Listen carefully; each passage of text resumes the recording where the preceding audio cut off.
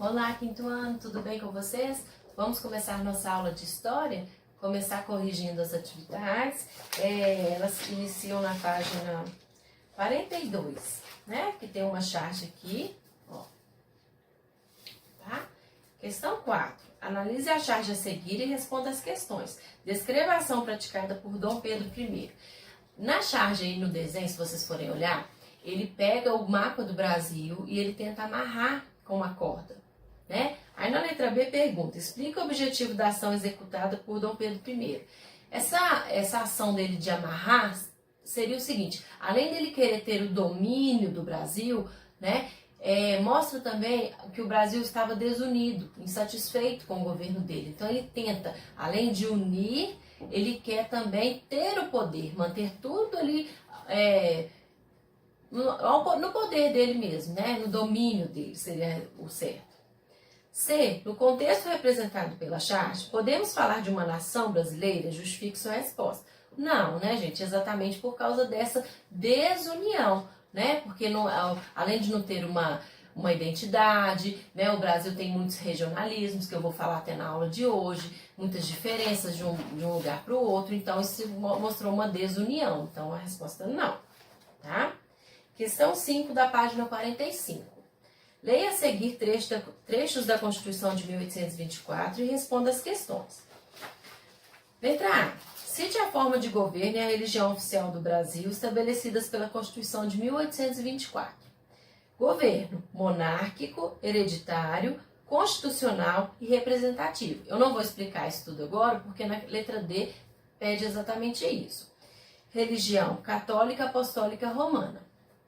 B. Apresente os critérios que impediam a participação de todos os brasileiros no processo eleitoral.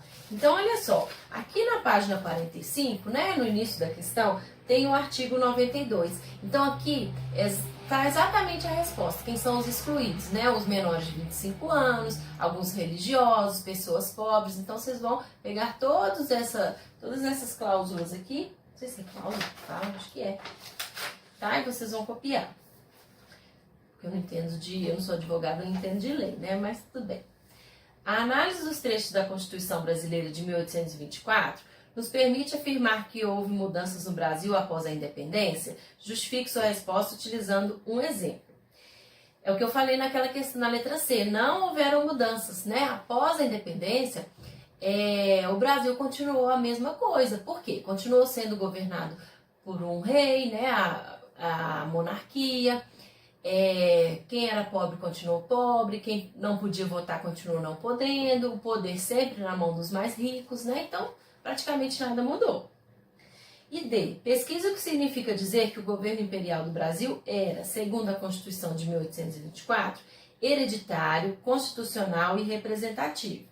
Registre suas descobertas. Então, primeiro, hereditário. A gente costuma falar que hereditário é passado de pai para filho. Mas, no caso de não ter um filho homem, né, porque a mulher não participava do governo, né, da política, do governo daquela época. Então, se ele não tivesse um filho homem, essa hereditariedade, esse poder, ia ser passado para o parente homem mais próximo, né? Então, o poder ficava... O que é ser hereditário? O poder ficar na família, né, nos homens da família, com os homens da família. Constitucional, que tem uma Constituição, que é o conjunto de leis, e obedece à Constituição, né? Representativo, esse representativo é entre aspas mesmo, por quê? Quando a gente fala representativo, a gente está falando de democracia, a gente está falando do povo escolher, do povo eleger, do povo votar. Então esse representativo aqui quer dizer o quê? Que o povo representa. Mas, na verdade, o povo não é o povo mesmo que representa. Na verdade, quem representa são algumas pessoas da elite. Mas esse representativo quer dizer isso, né? Que tem a participação das pessoas. 6. Leia a seguir um trecho da Constituição de 1824. Analise a charge e responda as questões. Aí Dom Pedro fala, essa Constituição é perfeita, nem Deus está acima de mim. Quer dizer que ele estava se achando mesmo. De acordo com o trecho da Constituição de 1824, identifique quem exercia o poder moderador. Então, o poder moderador era o imperador Dom Pedro I. Complete com suas palavras a frase a seguir, utilizando informações presentes no capítulo 1 da Constituição Brasileira. No exercício do poder moderador, Dom Pedro I teria autoridade para, pode fazer com suas palavras, tá? Nomear senadores e ministros, aliás, é para fazer. Então, nomear senadores e ministros, dissolver a Câmara e suspender magistrados. A charge representa Dom Pedro I lendo e refletindo sobre a Constituição outorgada. Lembrando que outorgada é quando a Constituição é imposta. Ela não teve a participação das pessoas, ela não perguntou nada para ninguém, o que eles achavam. Ela foi imposta. É essa a Constituição e pronto. Isso é ser outorgado, tá? Seu pensamento retrata o autoritarismo do monarca brasileiro. Então, aqui, a terceira opção. D. Com base no trecho da Constituição apresentado, justifica o pensamento do imperador na charge. Se eu vou ler para vocês. Possuía poderes ilimitados, autoritários, já que ele exercia o poder moderador. Tinha poder para nomear os senadores, dissolver a Câmara dos Deputados, demitir ou nomear os ministros do Estado, entre outras funções. Ou seja, é o que ele fala mesmo. Ele manda, como se diz, manda quem pode, obedece quem tem juízo, né? Então ele era a lei ali, vamos dizer assim. Agora eu vou continuar, vou usar o quadro, tá? Que eu já fiz um esquema mais simples, né? Começar da página 49, tá? Que vai até a página 54, tá bom? Então vamos lá. Página 49, retorno de Dom Pedro a Portugal. Vou falar um pouco por que ele retornou, né? No Brasil existia uma crise econômica muito forte. Isso já foi um motivo para que ele, né, vazasse, como se diz, fosse embora. Miséria e fome. Pessoas, né, em estado miserável, passando fome, insatisfeitas. Autoritarismo, é o que está na charge que a gente acabou de corrigir. Ele se achava, ele mandava, né, ele impunha as coisas e as pessoas eram obrigadas a obedecer. Ele não ouvia, ele não queria saber a opinião das pessoas. E pressões externas. Vendo toda essa confusão, vendo toda essa insatisfação, quando a gente fala externa, são outros países do exterior. Então, por exemplo, países europeus, principalmente Portugal, faziam pressão, porque viam aquela satisfação. Opa, esse negócio aí não tá bom não. Então faziam pressão também para que ele saísse. E outra coisa, não aconteceram mudanças na realidade social. O que é isso? Os pobres continuavam pobres, os ricos continuavam ricos, mandava quem era rico, votava quem era, né, tudo que a gente falou, principalmente quem era da elite. Então nada mudou depois da independência, né? E aí, por conta disso tudo que eu falei, aconteceu em 1831 o retorno de Dom Pedro para Portugal. E aí, ele deixou o trono, né, para o filho de 5 anos de idade. Isso mesmo, 5 anos de idade. Aí eu pergunto para vocês como é que uma criança de 5 anos de idade vai governar um país, e ainda mais um país enorme como o Brasil. Mas é porque não foi bem assim, né? Aconteceu o governo provisório, que foi chamado de regência, tá? O que era isso? Algumas pessoas ficavam encarregadas de governar para ele, né, para o Dom Pedro I, até que ele alcançasse a maturidade, né, que ele fosse capaz de sozinho governar o Brasil. Então isso foi chamado governo provisório, regência, tá? E governo determinado pelo voto, tá bom? Pelo voto, mas o voto daquelas pessoas que nós já falamos, não era para todos, né? Aí eu vou falar um pouquinho da diferença de monarquia e república. Quando o Dom Pedro voltou para Portugal e deixou seu filho, Dom Pedro I, né, o governo continuava sendo monarquia, né? Monarquia por quê? Porque é governado por um rei, né? Mas tinha algumas características de república. O que é república? Porque o governo determinado pelo voto, entre aspas, tinha participação popular, né? Então era uma monarquia, o governo era monarquia porque era governado pelo rei, mas tinha algumas características de república, como por exemplo, e principal característica é isso, ser o governo determinado pelo voto, tá? Aí eu vou falar um pouquinho desse voto aí.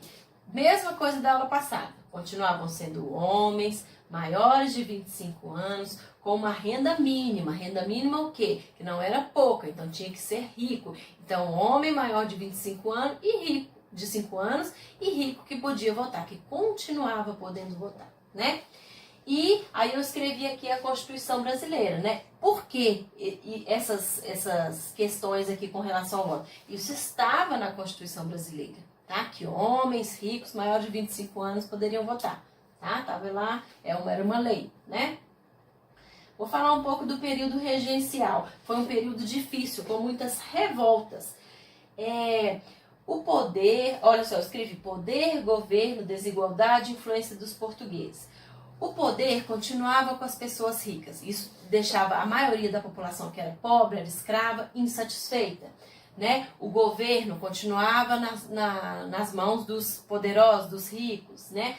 A desigualdade social era muito grande. Quem era rico continuava rico, quem era pobre continuava pobre. Já falei isso várias vezes, né? Influência portuguesa. Então, mesmo se tornando independente, os portugueses continuavam, como a gente fala, dando pitaco aqui no governo, sabe? Continuavam tentando mandar. Então, tudo isso atrapalhou o período regencial, tá? Tudo isso provocaram essas revoltas, por todas essas questões. Aconteceu uma guerra chamada Guerra dos Farrapos. Ela aconteceu no Rio Grande do Sul. Por quê? Porque o Rio Grande do Sul, a gente sabe até hoje, é um grande produtor de carne, né? E os impostos cobrados pela carne eram altíssimos, foram ficando cada vez mais altos. Por isso gerou a Guerra dos Farrapos, tá? E aí, Anita Garibaldi, uma mulher, foi uma que se destacou muito pela sua bravura, pela sua coragem, tá? Esse nome é muito famoso, Anita Garibaldi. Quem não conhece, dá uma pesquisada aí, tá? Ela ficou famosa por isso, porque ela foi uma das pessoas que lutou na Guerra dos Farrapos, tá? Depois, vou falar um pouco do governo de Dom Pedro I, tá? Identidades culturais regionais distintas. O que acontecia? O Brasil é um país muito grande. Então não dava para o governo dar atenção para todo o Brasil, né, gente? Fora isso que não tinha as tecnologias que nós temos hoje, internet, telefone, e-mail, nada disso. Então era muito difícil essa conversa, essa troca de ideias das regiões mais distantes com o governo, tá? Então isso foi criando uma regionalidade que acontece até hoje. Não tem diferença, gente? O pessoal lá da Bahia, eles têm uma cultura um pouco diferenciada, alimentação, jeito de falar. Do Sul a mesma coisa, né? Então esses foram os regionalismos que aconteceram por causa disso. Não deu para ter uma unificação, tá? Falta de um sentimento nacional. É o que eu falei, era um país totalmente desunido, com pessoas muito insatisfeitas, né? Os regionalismos acontecendo, então não tinha essa identidade nacional, né? População excluída. Eu falei isso na correção, falei isso na aula o tempo todo. Quem era excluído, continuou sempre excluído. Quem era pobre, continuou sempre pobre. Quem não votava, não podia votar, continuou sem poder. Quem era excluído, continuou excluído. Mulheres, negros, pobres, tá? Que eu sempre venho falando. Vocês não vão esquecer nunca dessas coisas que eu já falei tanto. E aí, vendo isso tudo, o governo de Dom Pedro I começou, opa, eu não posso deixar essa desunião, eu não posso deixar tantas pessoas insatisfeitas, senão ele ia ter que fazer igual o pai dele, ir embora, né? Ó, picar a mula, como se diz. Então, eles começaram a tentar melhorar essa questão. Fizeram investimentos em instituições que promoviam artistas e estudos que criassem uma identidade nacional. Então eles queriam tentar uma unificação, tentar que o Brasil fosse uma coisa só, que tivesse uma união, que tivesse uma identidade. Então eles fizeram isso, promoveram lugares que estudavam sobre isso e que tinham artistas, né? Promoveram os artistas para que eles tentassem fazer esse papel de unir o Brasil e criar essa identidade nacional, tá? Então é isso, nessa aula de hoje, quem quiser copiar esse quadro no caderno, vai ser ótimo, né, para estudar para a prova, tá bem resumido, tá? Igual eu falei na aula anterior. E aí na próxima aula a gente continua esse assunto, tá? Façam as atividades com capricho e atenção. Um beijo!